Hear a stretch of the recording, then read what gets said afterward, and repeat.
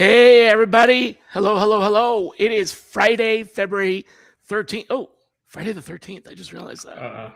Bad luck on the podcast. Dun, dun, dun. Yeah, I'm not superstitious or anything, but I think this is actually the second Friday the 13th ever in my show's history, and we're pushing 350 What happened episodes to the last guest or that did something on like Friday that. the I have 13th, no shall idea. we? They just Oh, disappeared God. off the face of the Don't say that. No, nothing happened. But welcome everybody to Shally's Alley. And we have a guest with a very vivid background today. I think it's just, bright and happy. Ali Elzeiny is CEO of a company called Hivemind. And I am a little worried that the Borg might absorb me. Because that's kind of what I'm thinking with Hivemind. But he comes from a pretty interesting background. He's formerly part of the TikTok engineering team that built some of the original kind of architecture for the TikTok. I don't know, people call it the algorithm, whatever. You can probably explain that better. But you've been since then kind of making some moves from being a principal engineer there to a company called Rocket Devs. And now you have your own company that is taunted as, and I'm saying this a little tongue in cheek, the first agentic recruiter. And we had a little bit of a conversation about the first agentic recruiter, but we're going to definitely dive into that today as far as whether or not, being first is true or not. But the point is definitely building an agentic recruiter, which is something that I've been very passionate about building, a lot of agentic activities for myself. So I'm really looking forward to seeing how this is done for scale, because I'm only doing it just for Shally, not for scale, right? But we also want to talk today a little bit about job fraud and kind of piggybacking on that. So that's kind of the introduction there. Say hello to everybody. Yeah. Hey, everybody. Shally, thanks for that intro, setting up a lot of intrigue for this episode coming up. We've got the niceties and the doom and gloom also coming up. But just to introduce myself, yes, my name is Ali. I live at the intersection of programming and recruiting. My 10,000 hours as a programmer came from working as a coder for 10 years in San Francisco. And my 10,000 hours as a recruiter came from bootstrapping a staffing startup called Rocket Devs, which is a successful staffing startup right now being led by James Hitch. And from that, took lessons. I was like, when you do something every day and you kind of like, wow, how can we kind of automate most of these activities, these nudges, these assessments and things like that? And what we came up with was an agentic recruiter called Hivemind that I'm working on full time. So appreciate the introduction, Shally. Happy to be on the show. Yeah, just to clarify. So Ali did run a staffing business basically. So he's not he's not your typical, you see all these startup CEOs in our industry that have no experience whatsoever. Thank you. Thank you, Shally. I appreciate that. No, I actually definitely agree. None. I mean, like they've never had, and I talk to them and they don't even know. They say, "Oh, recruiters," and when they mean agencies, and they don't understand, Right. So you actually came from, well, basically an agency, right, and kind of get the difference between the recruiter. I mean, it's not nuances. It's pretty significant. So sorry, I kind of cut you off there. Yeah, no, actually, fun fact for the episode: how many of the kind of the major ATS players that we have in the market came from somebody with a recruiting background? Any not very many. There's a few. Yeah. According, I looked into it. You did. Apparently, almost everybody kind of comes from a founder background, not a recruiting background specifically. Like they might have a tech background like Ashby, where they had kind of did a lot of interview ops, but we had never had actual recruiters with like kind of deep recruiting tech kind of come up with a product there. So for me, that kind of signals that there might be like kind of this deeper core issue that needs solving that hasn't been itched yet. No, I totally agree. I mean, it hasn't. Everybody that is involved in the business of improving recruitment enablement and operations that's out there looking for products is still looking for a product that answers some fundamental questions that are not being addressed because, well, first of all, ATSs were never created with the recruiter in mind. I don't know if you realize that. They were I did, always, yeah, That's why I built my own. right, yeah. I That did makes realize sense. that. And you're not the only one that have done that. But however, a lot of Right. companies that built their own also used a developer that hadn't had any experience. And Yeah. so unfortunately, that kind of gets in the way. And they are, just to finish my thought, they're developed for risk mitigation. That's what it is. It's a risk mitigation tool. Applicant flow logs, which were paper and pencil, were very, very tedious to fill out. So anyway, that's where that comes from. So it doesn't really come from a let me help a recruiter do their job better. It comes from let me help the company not get into trouble and break the law. And there's a lot of legal entities and organizations that have oversight over what we do. But I wanted to before we jump into the hot fraud issue, I wanted to ask you. So you've lived in like elite engineering, right? And now you're building an agentic recruiter. I don't know if it's already built, but you're building it. What is kind of between those two? What is a really unfortunate truth about recruiters that engineers talk to themselves about but don't say publicly? A truth about recruiters that engineers would talk about. Yeah, that when you were a lead engineer, principal engineer, there's those memes. Yeah, so like there's these memes. I think this is just kind of like just general on Reddit. But those are public. No, I want the dirt. I want the what's not public. Dirt? Yeah, I want the ones that didn't make it into memes. Yeah, I mean, I think there could be a tendency to just kind of like, because recruiters typically don't have technical skills. So it seems like a lot of engineers might feel like they're being assessed by somebody that, or kind of the decision lies into somebody that doesn't really understand kind of a depth of understanding. We just talked about how engineers don't have recruiting skills. So it's kind of tit for tat, man. We don't know how to do your job. You don't know how to do our job either. That's kind of why we do our job and you do your job. Shelly, you set me up for this question. I mean, hey, I've always been I'm super grateful for you. Well, because you do both, right? You've done both. And I only know a couple of others. I've actually followed the career trajectory and have a couple of friends that were former engineers that went into recruiting and are doing the job of recruiting. And it's very interesting. But so the whispering is, oh yeah, I'm talking to this recruiter. They don't know, anything about what we do technically or whatever. And I get that. But the same thing could be said about a lot of other professions, like in sales. The salesperson doesn't know anything about engineering. They're selling you something. So that's not terrible. What I was kind of hoping you would talk about is that most engineers, at least most of the engineers that I've spoken with, and this is a lot, think that when you say recruiter, they immediately assume that you get a commission on their salary. And so they immediately assume that you're a greasy, slick back hair, used car salesperson that's really only in it for $1. And they don't even realize that most of us nowadays work for the employer and we don't get a commission. We actually are representing the employer. So it's our financial responsibility, our fiduciary responsibility is to the corporation. If the company does well, we get a bonus, but it isn't to our pocket.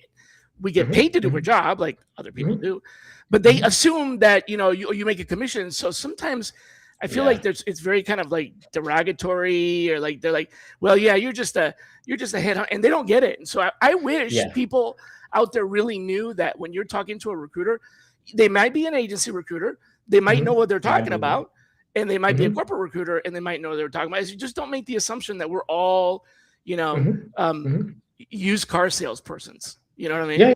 I mean, absolutely. I mean, recruiter is one of those jobs that it has like kind of a wide range of kind of like, you could be in-house, you could be agency, you could be headhunting, as you mentioned. And I definitely agree that people don't really understand the nuance there, for sure. Yeah. So that's one of those known but unspoken.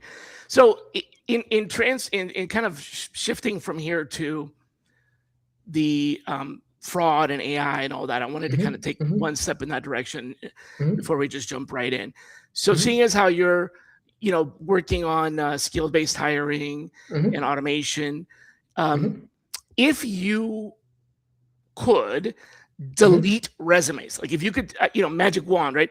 If you could all of a sudden rule the world and say resumes are gone, vaporized, what would replace them with a signal that would be adequately, what would replace them that would provide the same signal?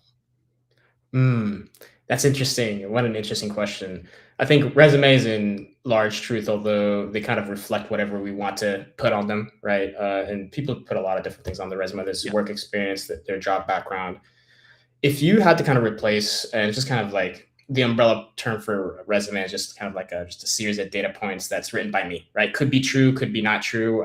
Hard to, in some cases it's It verifiable, is a some cases it's creative not. document. Well, I mean, I think that's what a lot of people are complaining about these days. That the resume is becoming more and more of a creative document, and that's why skill-based hiring is coming up the way it is, right? If you could replace the resume with something, that's a really difficult question. I think one of the things is if it could be less of a creative document. I think everybody would appreciate that. Would it be maybe like a collection of data points that right, like just like verifiable, like more like verifiable data points that he could put on a resume. Which, now that we're talking about it, it seems like your job history should be easily verifiable. Your education should be easily verifiable. So it just kind of comes to so it kind of comes to the skills isn't easily verifiable though, right? And I think that's where, unless you have evidence of that, right? Yeah, but I mean, I think a lot of trouble. Like, for example, I'll just talk about software engineers. Like, let's say you worked at Google. Google is a big company, right? Like, you could do front end at Google, you can do back end. So if I say like, oh, hey, I need somebody with like really that knows advanced architecture for ads, right? You could put that, and it would be kind of hard to verify that's exactly because Google does that. Therefore, you would assume that, right? Yeah, but you could provide samples of code or without breaking confidentiality or things like that. Well, you can't provide samples of code, I think, in any case, but you can test them on. You can test them on event architecture, for example, and kind of get to the bottom of whether or not they understand event architecture. Yeah, by a sample, I mean like write a sample, not steal somebody's existing code. Don't do that. But engineers listening, don't take code from write a sample of code for them for a particular. They like those. I used to do this a lot when I was working with principal level engineers. Give them a scenario like, okay, you have this scenario, you're going to do this with a headless browser. How would you solve this problem? And it doesn't necessarily mean like write an entire line of, a page of code, but like just even tell me what the, what are the classes you would build or whatever, something like that. So, but if you and I both want this, and it looks like a lot of people want this, and skills-based hiring is definitely trending, why are companies so addicted to pedigree? Yeah, that's a great question. I would say it's a great heuristic. I define a heuristic as a shortcut that you can take that's mostly right, sometimes wrong, but it's mostly correct. If you worked at Google, there must be something good about you. Exactly, a perfect example of a heuristic, right? I think what you're seeing more and more though is that whether that's just through like bad experiences with like high level hires, which by the way, like companies do have, like they hire supposed rock stars all the time. They come in, they're totally fat and out of shape, just like not ready for the ring, so to speak, right? Coming off of the couch. And it's just become more and more like, obviously you can't test for things like grit and perseverance and the ability to just make things happen, although that's what we'd like to test for a lot of times as employers. But that's not, so they use heuristics like, hey, this guy's a Google engineer, and especially if it's hard to do a skill-based evaluation. For some recruiters it is, right? Like, so Shally, you may not be able to get to the bottom of whether or not this person knows event architecture, but if he says he's from Google and he has event architecture, it's easy for you to be like, hey, all right, cool, you're in, and I'm gonna let the engineers kind of take it from here, right? And I think that's the kind of the paradigm of recruiting that we've seen so far today. Okay, so that kind of leads us a little bit down the road of job fraud and the challenges of job fraud in building an AI. So you're trying to build, without getting too much into the product and all that just yet. You're trying to build an independent agent, a robotic process automation type of agent that does some of the parts of the job, the time consuming, tedious aspects that we definitely want machines to take over because they can be inaccurate, they can be repetitive and mind numbing, you're trying to build that. But along comes all of this fraud that's like literally, I mean, there's been fraud in our space for decades. But for just all of a sudden, I think the ease of things like with how easy it is now to correct your grammar and use proper English sentences, the scammers and the hackers and the fraudsters are able to pass as corporate citizens easier. And that's just one example. Bots can write scripts now and so on. So tell me about what challenge you face with agentic recruiting that comes specifically from fraud. Yeah, absolutely. And I'm happy to kind of cut into that. Just to give our listeners a background, what Hivemind aims to be, like when we say we're the next generation ATS, all other ATSs before this have been like systems of record, right? Like you apply, you set a database, right? We want to be a system of action, right? Where you apply based on certain kind of workflows that we define. And if your resume meets a certain criteria, you get forwarded a certain assessment. If you pass a certain assessment, you get forwarded to the right hiring manager, so on and so forth, right? Obviously, with doing things a little bit more agentically, as you mentioned, kind of like the interview process is rife with fraud. Specifically, like let's say, I don't know if you heard of kind of like the CEO of Cluely. I think his name is Roy Lee or something. But he kind of made a mockery of the leak code system by just using AI the whole time. He got a job at, I think he got a job at American, where did he get a job at? He got a job at Capital One. He got a job at TikTok and so forth. And then he went on Twitter as like as a freshman. I think it was at Columbia University. He said, "Oh, by the way, I used AI the whole time," and he filmed himself doing that, which is really crazy, right? Because that's an example of fraud. For sure, because in this case, what's really kind of like for the company why this is so detrimental is it's like the worst applicants get the top spots, right? So instead of hiring somebody that really knows what they're doing, they hire literally somebody that couldn't code his way out of a paper box and needed to use AI. Is that the type of fraud you're talking about, Shelly? Happy to kind of talk about it more, or kind of like interview fraud, or? Well, so there's I was talking to a fraud expert in the last episode, and he was explaining how there's a couple of different, variety of different threats. First of all, you have fake candidates. So the person isn't even real. What you're talking about is it's a real person with fake skill. With fake skills. Real person, fake skills is one. Fake, like completely fabricated person. Shelly, I can't say who the government contractor is, but we just signed a 2-year deal with a government contractor, and their primary problem was that they were getting North Koreans that apply for government contracting jobs, and I've heard it was little difficult to expose. So they got on call with me, and they were like, I was like, "Hi, my blah blah system of action." Like, great, we don't care about that. We have a very specific problem that is exactly what you mentioned. So that's another one. Then you have fake jobs. And people applying. Actually, I have opinions about these fake jobs. I think it's LinkedIn's fault. I have a hot take. It is LinkedIn's fault, but it isn't just LinkedIn. So Indeed, but it's LinkedIn. It's LinkedIn's because you know how LinkedIn offers seats, right? So they sell these companies these seats, and they're like, "Oh, by the way, and if you don't use these credits, they just go to waste." So I mean, the company would just like kind of keep the seats open. I do think. If you're woke to that, I do think it's LinkedIn's fault on the end.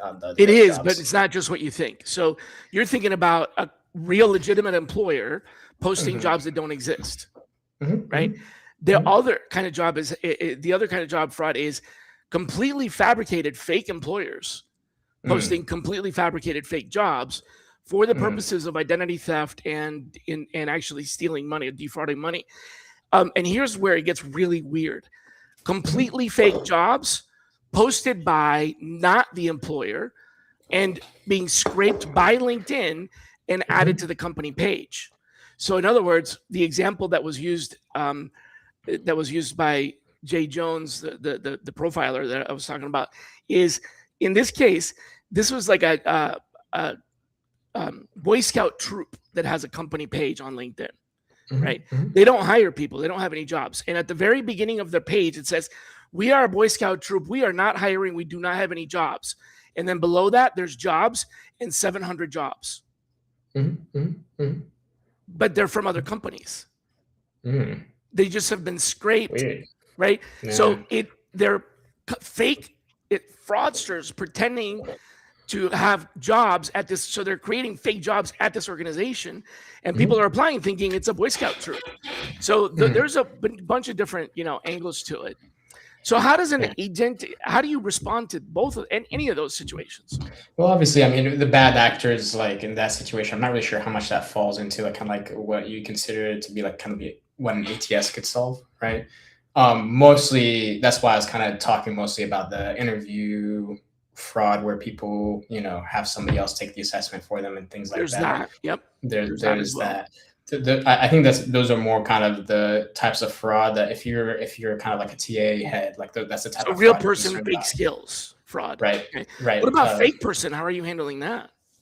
Not the person Fake that's not really person. them. Fake, No, ID. I could say for the one of the big things that we like for this government contractor that I can't name. One of the things was just deep fakes, right? So deep fake detection on video with where AI is, right? So the way you're sitting here today, I could actually be sitting here and I could look completely differently, and it would might be convincing to you for the most part that I do look and sound the way I look and sound, even though I look totally different. Like, let's say I'm a girl in this case. And is that generally undetectable? Like, is it that good now?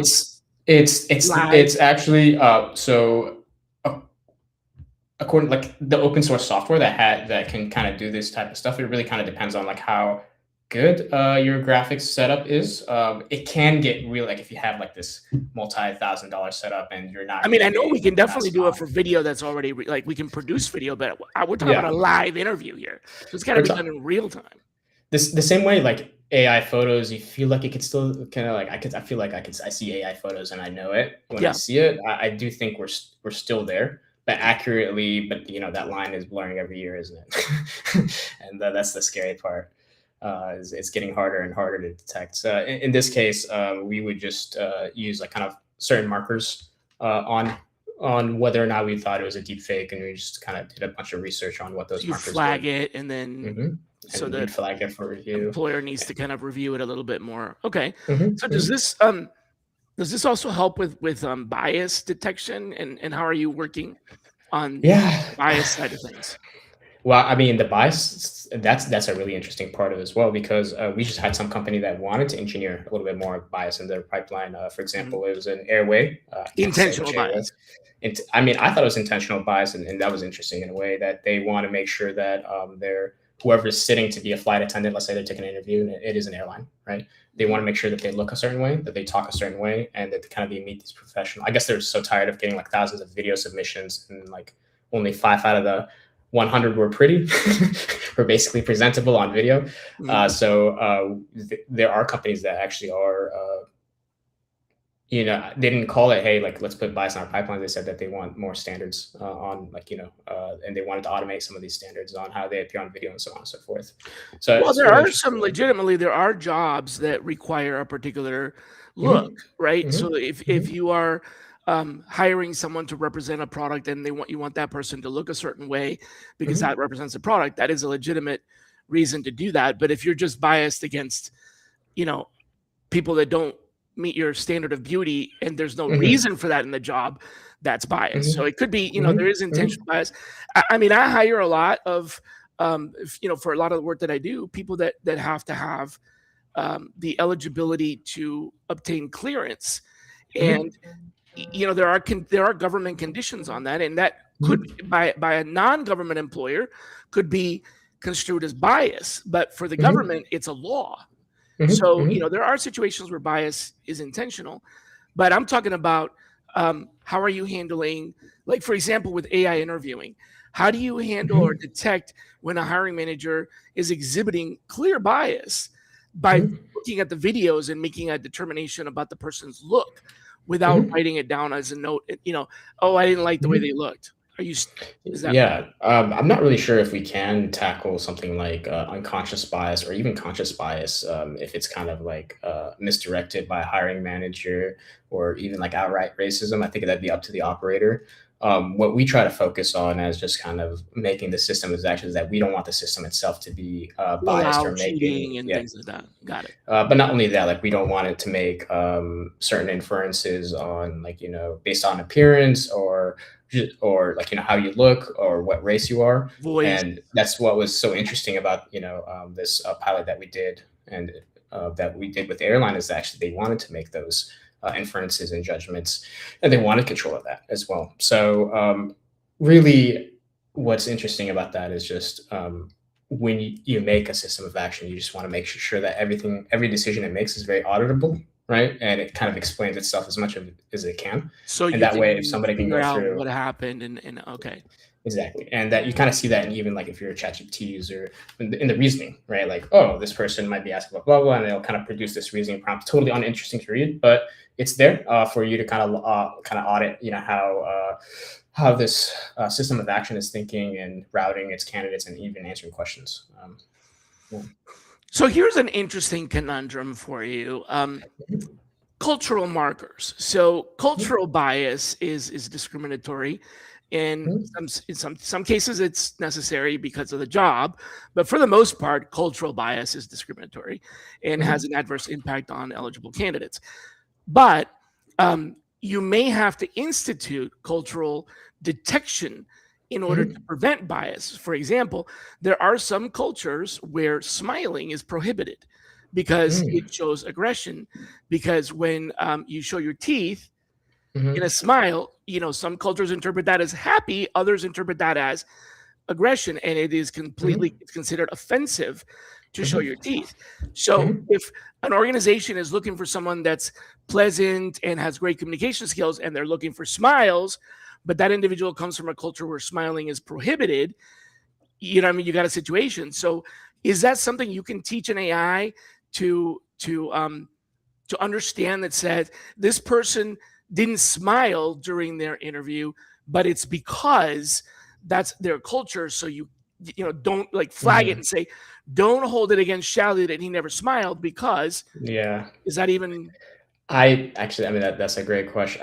We have not, like HiveMind, we only do interviews in English, although we're getting kind of that's okay. more, It's still cultural. yeah. I mean, you can be from a culture and speak English. Yeah, that's true. I would say we're still in the very early stages of that. Like, and I'll also say like that's kind of why like humans hire humans is because there's so much nuance. Yeah. Like you would never give an AI system like, hey, hire this person A to Z, right? But you can have them assess you on your JavaScript skills. I mean, that's more realistic. And collect a video, nudge, make sure that This the code post is follows up. good. This Yeah, and paper then is you get a good. This graphic exactly is this PowerPoint is good. This is medium. right. It's And excellent. It's above average. mhm, That kind of thing. Okay. mhm, So vetting is a science, as something that you mhm, say. Vetting is a science. mhm, Break that mhm, down. What are the three signals that actually predict in engineering, since that's your forte? Three signals that mhm. actually predict engineering performance I in actually a read a scale paper on like this. that. I could actually give a very scientific answer. So Perfect. they Yeah. asked a bunch of hiring managers. I can't cite the study unfortunately, but they Okay. asked a bunch of Sure. hiring With managers, the results. kind of yeah, like who were their best employees, and they stack ranked them at the company, Okay. and then they took all these employees and they saw how they did on certain data points, right? So Okay. one of the best indicators that and it has like with an R squared value, which is a correlational value of like zero point 0.6. One of the best of if they perform well on the job or how happy their manager was with them. If there's one data point, what is it, Shelly? Take a guess. It's a number. Sometimes 2 digits, sometimes 3 digits. Years of experience? Nope. That would not be 3 digits. IQ. It was IQ. Is their cognitive score was one of the strongest predictors out of like 20 factors on whether or not their manager was happy with their performance at work. So their IQ was the top thing. The second data point was whether or not their skill-based scores kind of coming in. So they had like skill-based testing, but IQ beat skill-based testing out, which I thought was very interesting as well. But it does actually come, I think, which is really interesting because I thought that was interesting because companies won't do an IQ test, specific, but it seems like if it is one of the strongest predictor values on whether or not you're going to perform well at work, as defined as if your manager rates you highly, then it seems like IQ is is really important, actually. Interesting. And how is that measured?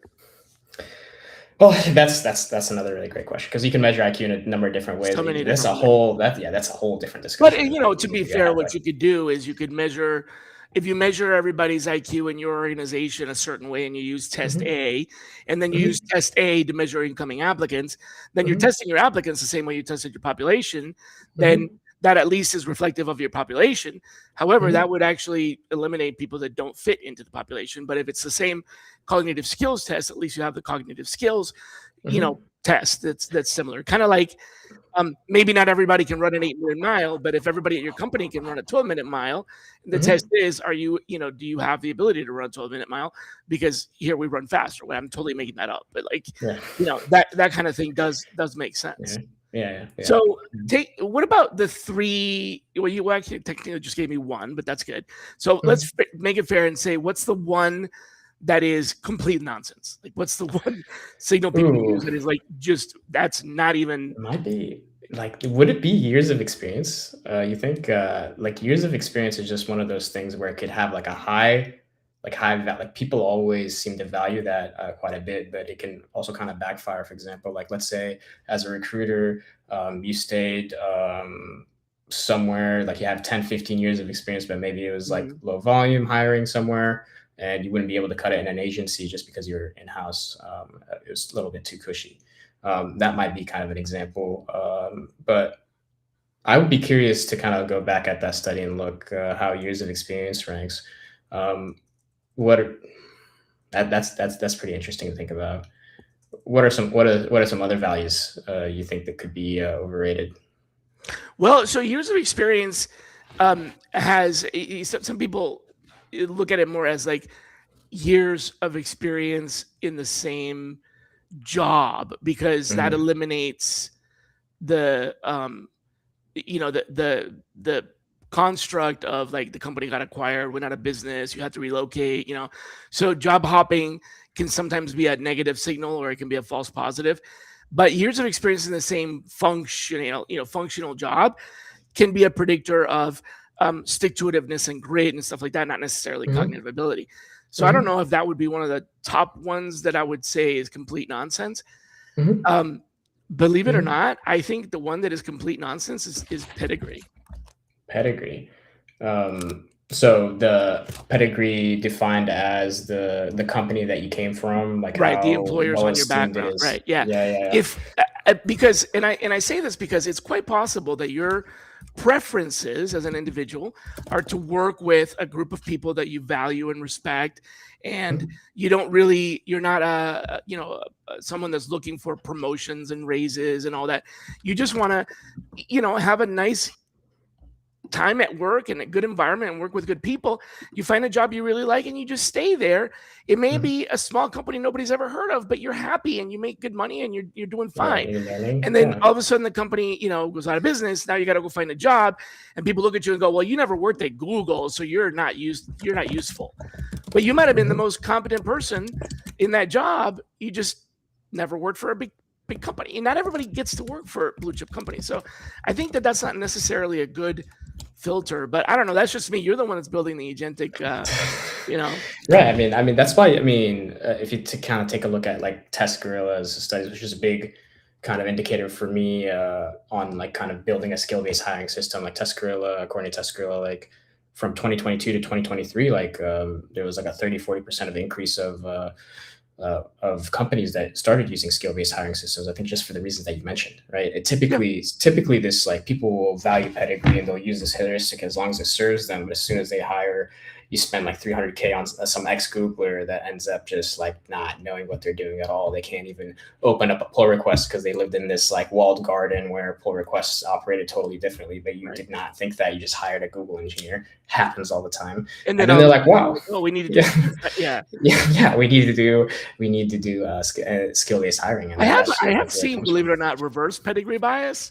Hmm. I've had a few hiring managers tell me, under no circumstances, do not give me any candidates from insert company. Like, no, I won't talk to any candidates that came from this company. And it's because of a really bad experience, like what you just described. Hmm. Hmm. So with Yeah. this billion scale, you at TikTok, you shipped some infrastructure that handled 8,000 QPS with measurable. First of all, tell everybody what QPS is. Transactions per second. Am I getting? Am I in an interview right now? I forgot my system. No. It's just listening may not know no, what that is, but you're handling a high volume of transactions. What did building for billions teach you about?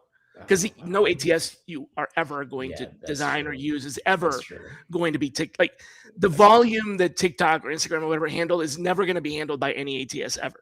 That's true.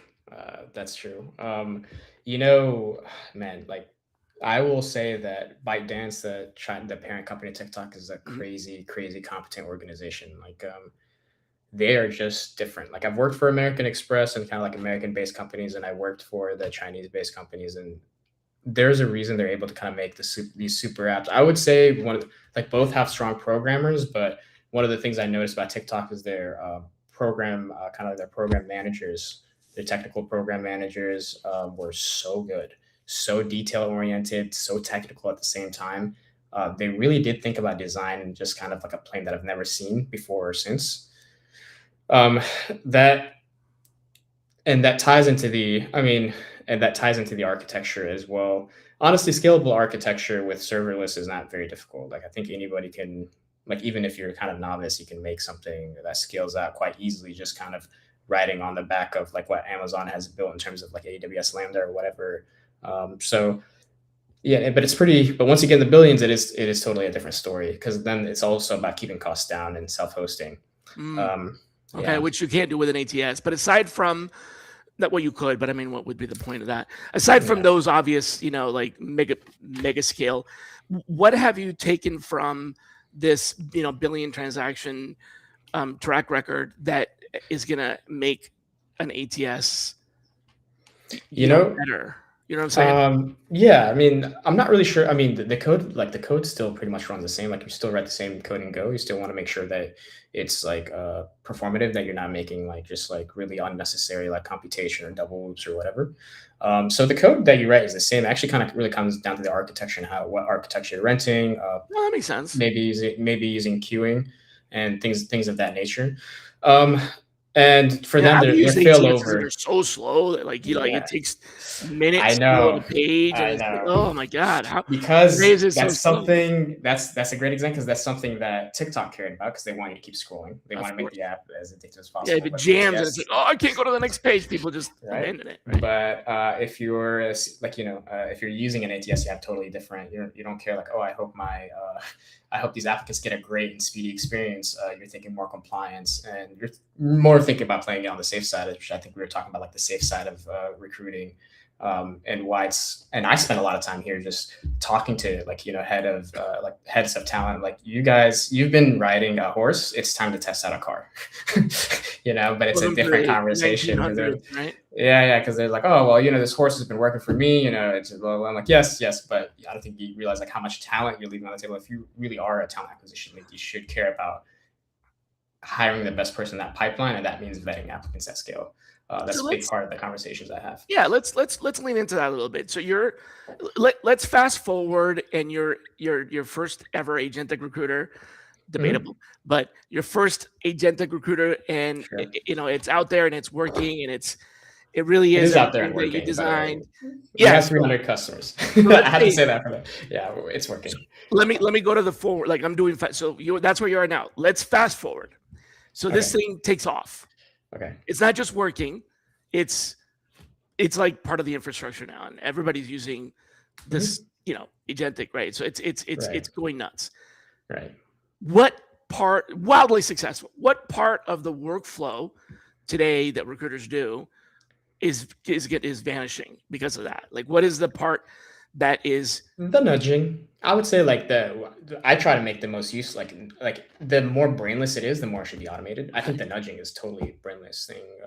And we talk about candidate retention, reminders, follow-ups, all hey, of those you left things. this, you abandoned this candidate. Hey, you've got an interview coming up, stuff like that. Because that's true. So one of the biggest, I would say probably not one. I would say the biggest problem that I had in a project where I was hiring nothing but like high-end engineers for headless browser automation and stuff like that. Earlier, it's, early on the automation, I don't know, curve or whatever, was no-shows to interviews. Yeah, And big this was a problem. and I found several reasons for it. Maybe you have others, and maybe this is one of the nudging things that can be completely automated. First of all, I hate doing that. It's tedious. It's mind-numbing. It's completely, it's necessary, but it adds no value. Like if you don't do it, it's horrible because people don't show up for interviews. But but doing it is like complete. So a couple of reasons why I ended up I figured out why a couple of reasons were. One of them was that the calendaring app was adding the calendar item to the calendar, but it wasn't creating reminders. So it was on your calendar, but there was no reminders, which means you never got any notification like you do for every other meeting, right? So candidates weren't no-showing out of disrespect. They were literally not. They just didn't know. Yeah. So they that just was didn't know, weren't reminded. the other thing was that the invitations never even got. Like the other problem was lesser, but also common, was the calendar invite never got. Like you, the candidate, never received the invite. So it's on my calendar, but not on yours. That happened less frequently, but it did happen. And another reason was that somehow the invite went to the wrong email, or like you have two email addresses, and you have one email address for your calendar, and then you have your other address that you don't really use for your calendar. It went there, and so you never added it to your calendar because that's not the one that has your calendar. Yeah, no, absolutely. I mean, I think that's when I talk about operator experience, doing interviews, that's the biggest thing that I hated doing was nudges. One thing I learned pretty quickly is I can't just rely on the calendar to make sure somebody shows up on time. Because it's not the cost and plus like the cost of that lost time, like you just lost an interview slot, you lost a candidate, you could have scheduled somebody else during that time, and it can stack up, right? With like a 15, 20, 30% no-show rate. That's actually quite a big problem, right? What I can tell you the solution that we found was to not just use calendar systems. So we use what we call a multi-channel system, emails, SMS, all of those things. And that's just kind of to protect your bottom line. That text to send out just costs 5 cents. It makes sense to do it, especially with somebody's crowded email inbox. Like who really checks their email these days anyways, with all this spam in there. It's like you have an appointment, don't forget, Right, exactly. But they might not see it, and people have multiple email addresses. So the multi-channel system. But one thing about multi-channel that I speak so passionately about this is that this shouldn't be up to the recruiter to kind of figure out, like if they're paying, if their company is paying like $30,000 a month for a software and it doesn't do that out of the box, like what the hell is happening there? Right? Well, that's not even AI. That's just basic good programming, right? Like it should do multi-channel outreach. If it's not, you should really look at it. Seems like it's kind of should be treated better. Yeah. I was talking about literally the calendar didn't even have reminders. So it was in your calendar, and people would apologize profusely. Oh, I'm so sorry, I missed it. There was no reminder. And I'd be like, really? There's no reminder? Yeah, there's no reminder. Like, so a calendar app should, at the very least, function the same way for an appointment you made versus an appointment someone else made. So how come it didn't have a reminder? It's so basic. But anyway, all right. So we talked about the one thing that is hopefully I hope completely vanishes off of my plate. What's the one thing that's gonna no matter what you can automate will always stubbornly remain human necessary? Just the final human judgment on whether or not I like you and want to work with you. You cannot automate that. You cannot automate that. We just want to automate a lot of the data collection around those decisions to help people make better decisions. But at the end of the day, like I think we were talking about SMILE, like kind of cultural norms. Unconscious biases, it really, like as unfortunate as these biases are, they are kind of a reality as well to kind of the decisions we make in terms of who we want to work with, right? It's a deeply personal decision as well.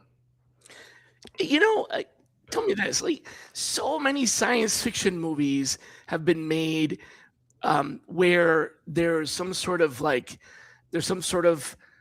AI that is judging things, like for example, literally like a robot that determines whether or not you're breaking the law, or that acts as a judge, or that acts as a parole officer, or whatever. There's been so many, and none of those have ever painted that as a successful activity, right? So why is the public so convinced that AI can make judgment calls? Yeah, I mean, it can't make it. Maybe might be able to make judgment calls on things that are very objective. Um, so it really would define. Like, I guess it depends on what you call a judgment call, right? Let's say Because it is judgment, getting better at making like judgment like calls. a police, a RoboCop, Mhm. Terminator. I mean, Yeah. making determinations that impact humans in a way that is too logical, and the logic Mhm. is the problem because there's no room for the Mhm. exception. Like, Mhm. you were speeding, here's a ticket. Well, I was speeding Yeah, because I was running it's away true. from a falling boulder. I'm allowed Yeah. to speed in that case, right? Yeah, I love that example because yeah, the edge cases are everything, right? So, Right. I mean, even when you take a look at Tesla and Elon Musk trying to make self-driving cars, like, so I'm sure that came together very quickly. But then there's like the 15 million edge cases on like, what if there's signage at the road? What if there's construction? What if this? What if that? And yeah, It's just a that's lot of honestly what if. where AI. Yeah, there's a lot of that. I mean, that's where AI like doesn't like, is quite imperfect actually. Even with it, where AI is today is kind of like the limited context of what it understands. And I think that's kind of goes back to what you asked is like, what's the one thing that you can't automate? It's just the human judgment Right. component. Yeah. So I mean, like, machine made wrong call. Hmm. Let's see, 2001: Space Odyssey, The Terminator, Hmm. iRobot, War Hmm. Games, Minority Hmm. Report, Hmm. Colossus, Ex Machina, um, I love that movie. Fly. I Yeah. mean, like, and I can go on. These are all like machine made bad call. But at the same time, there's a lot of movies about machine did good things because it's a Right. machine, right? Right. But none of I those machine made right call have to do with judgment. right. Right. Yeah. No, Machine knows really absolutely. judgment. Uh, Yeah, honestly, it's interesting that when we talk about agentic recruiting, it seems like there's maybe you can help me because I'm really trying to separate out like kind of like this dystopian aspect of like calling an agentic recruiter Ooh. with like we're like, hey, it's just an ATS that does the things that that does things like the nudging, it does things like skill based assessments and things like that. It's not some sort of like Skynet, it's going to make these like imperfect decisions that we're going to have to like live with and consequence experience the consequences of. So it really is kind of like a branding issue to be honest. There's a little bit because when I say agentic recruiter, people are like Skynet, they're coming for us. I'm like, okay, listen, we just want to help you. We just want to help you That is the public evaluate perception. candidates at scale. All That right, is the public it's not perception. Skynet. I can't give you an Yeah. answer to that, but tit for tat, right? So I'm going to ask Right. you to reciprocate with the exact Sure. same question, but for a different scenario, right? Right. Um, so the general conception of AI is that it does things for you. Right. That's the general conception. And Right. so people have a hard time understanding the difference between generative AI Mm-hmm. and actual like agentic AI. When Mm-hmm. you try to explain generative AI versus agentic AI, they get Mm-hmm. lost. Lots of people get lost, even smart people, Mm-hmm. because it's almost kind of like a new, like, generative AI is doing something for you, Mm-hmm. just not taking control of your Yeah. machine and executing Exactly. activities I have independently. I'm not sure if this is correct, but like what I define agentic versus generative. Agentic is just something like, let's say when a candidate applies, after they apply, they finish an assessment, something happens. I would say that's agentic because it takes action and you're not necessarily at the keyboard. If you're not at the keyboard, I would call that agentic That's right. versus just regular Yep. AI, just So here's regular. the easiest way to think about it. And it's not the easiest for people that don't know a lot about technology, but for people that Hmm. know a lot about technology, the easiest way to think about it is what we currently call Gen AI is Hmm. basically decision trees. Hmm. What Hmm. we currently call agentic AI is essentially robotic process automation, which has Hmm. been around for a really long time. Which is also decision trees, though. It is also decision trees, but it is more sophisticated. So Mhm. the logic Yeah. of a decision tree, if this, then that, Mhm. versus the logic of a robotic process automation, it doesn't necessarily have, it can have multiple ifs and multiple that's, but what's really important is that it is taking the action on something that may not have been predicted Mhm. anyways. So um, a sorting machine I'll just go back all the way back to Turing and the deciphering of Enigma. That literally was a machine with cranks and levers and hole punch cards. But it was able to solve cognitive problems because it was essentially configured to deal with every possibility within that setting, right? Yeah. And when you take modern self-driving cars, that would be an agentic or a robot. The problem is that the setting is too big to be defined.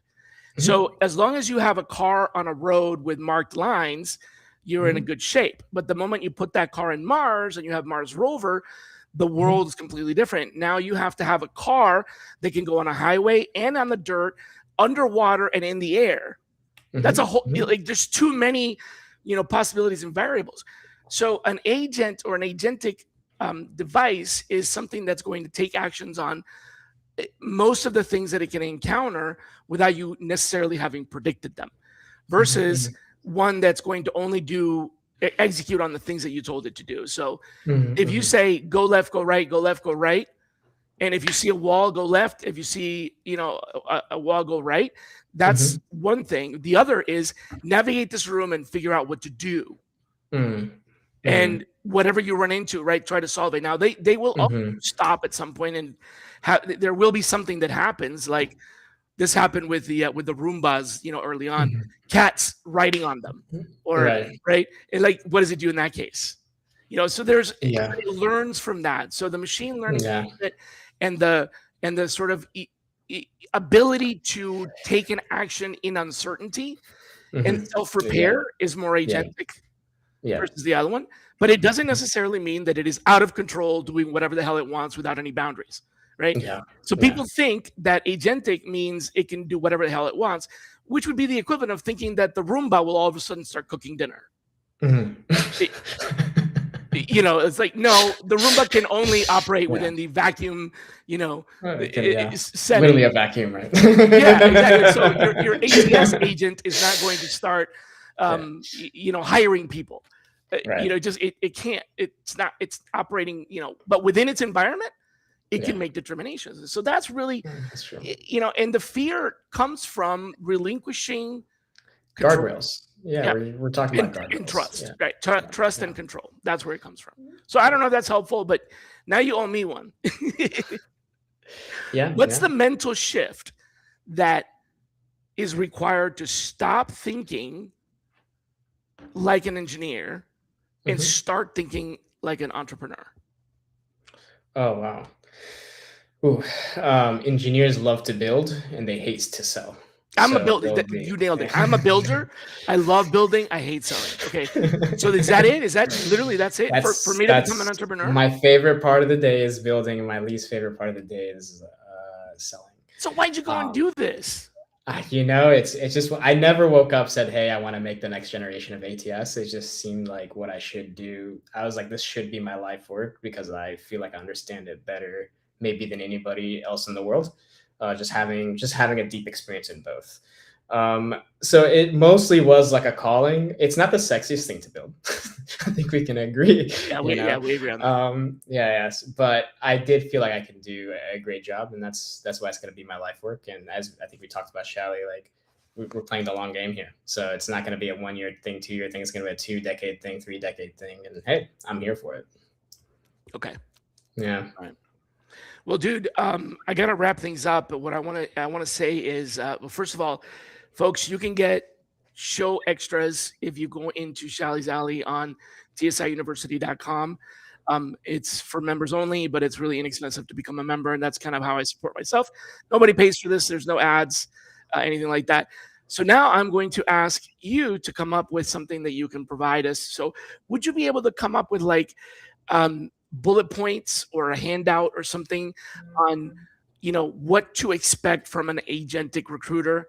Like give me the abbreviated, here are the use cases of, and this could literally be your company pitch, but I just want to know, what should a recruiter look for when they are purchasing an agentic AI? And you're going to give that to me as a handout, as a show extra. So go off air, but that'll be available for people to log in. Okay, absolutely. You think you can do that? I can definitely do that. That would be awesome. So, last words. What should we think about this weekend? Oh, wow. What should we ask ourselves?